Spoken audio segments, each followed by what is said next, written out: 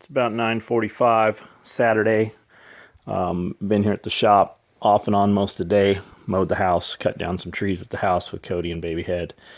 Then came up here, got a bunch of stuff done on the property here, and I've just been working the last couple hours. I'm getting ready to take off, and I just came up to my office for a minute, which is pretty much just a catch-all. I don't use it for office stuff. Everything that was in the way during the party came in here, and that's about the extent of it. I come in here to change, and I keep a closet here so that when I've got dirty clothes I need to change or whatever. Just about to take off for the night. And of course this phone is vertical because that's how I hold the damn thing. So you guys that have an issue with it, make your own videos. Sorry you don't like my free video. And just don't watch. As soon as I get in the truck, it's dark anyways. Guys were commenting last night saying hold the phone horizontal.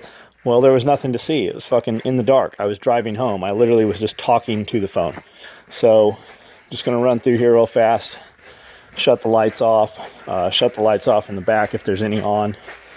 And it's just the calm before the storm right now. Sunday night. I don't know what I said earlier. I think I said Saturday, but it's Sunday night. I've been here for the last few hours cutting belts, and for two girls. Basically, I came in and worked tonight so that they could do their jobs tomorrow, and I wouldn't have to rush in the morning to cut stuff for them or have somebody else do it.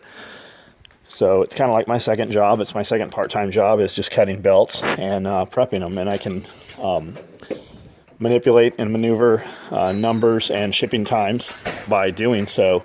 It's one of the easiest, most fast reacting pieces that we make, and having the capacity to do 200 a day, we can juggle that around and manipulate that somewhat. So when the guys ship these when they have these boxes, and the last item in this box is a belt, it goes on this rack over here. These boxes here are all waiting on belts, and all of those belts will be built tomorrow or the following day, and all those boxes will ship. Well, those boxes, there's always that many boxes there, because that's the last item we make. When we have a bunch of items that go in a box, we don't ever build the belt. The last thing we do is build the belt. So that works out pretty well. And I'm just going to head out and get in the truck here. Got a bow yesterday. I was still shooting this old Carbon Extreme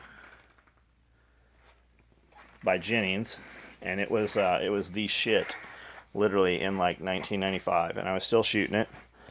And before we moved here, we went to a old shop, little shop, hole in the wall, called Bow and Arrow Shop in Santee, California, right by San Diego.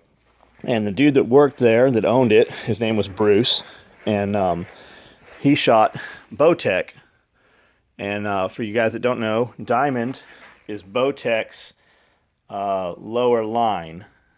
They're awesome bows. Ton of shit gets killed with them every year, but Bowtech only sells to pro shops.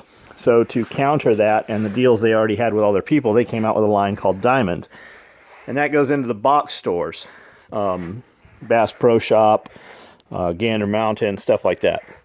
So to sell Bowtech, you have to be a pro shop, and then if you want to carry their stuff and you're not a pro shop, like you're a big store, then you carry Diamond. Well, Amanda and the two kids, Cody and Dakota, had these bows. Well, Baby Head is big enough now, so we had one of these tuned to him yesterday. And we had Amanda's tuned in. She put some pink parts on hers, and she wanted a Bowtech bow. And I said, well, you haven't shot these things much at all the whole time we've been here, so if you shoot every day for the next few weeks, we'll get you a Bowtech bow. Which I believe she'll do that. And then I got a Bowtech. When I bought these new bows for them before we moved, I still continued to shoot the old bow, which I was shooting up until yesterday. So I was brand loyal to Bowtech because Bruce, all because of one person, Bruce really took care of us. He shot Bowtech, shot a lot of 3D stuff off of ski lifts and stuff like that in Arizona and California, shooting targets from ski lifts and different kinds of tournaments. So I had Bowtech in my head. Matthews is one of your other high-end companies. And I just never did warm up to Matthews. I've got friends that shoot Matthews. I've heard awesome things about them. And I shot a Matthews while we were at this shop in Dixon. Shot Bowtech, shot a PSE. They had a PSE that was black and red. Looks like something I would have created myself. It was all carbon fiber. Completely awesome bow. You could literally watch the arrow move slower. Everything I shot, I kept going back to the Bowtech. So I ended up with a Bowtech Icon Carbon. And this whole piece here is all carbon. And then it's drilled through and sandwiched all the mounting hardware. It's epoxied in.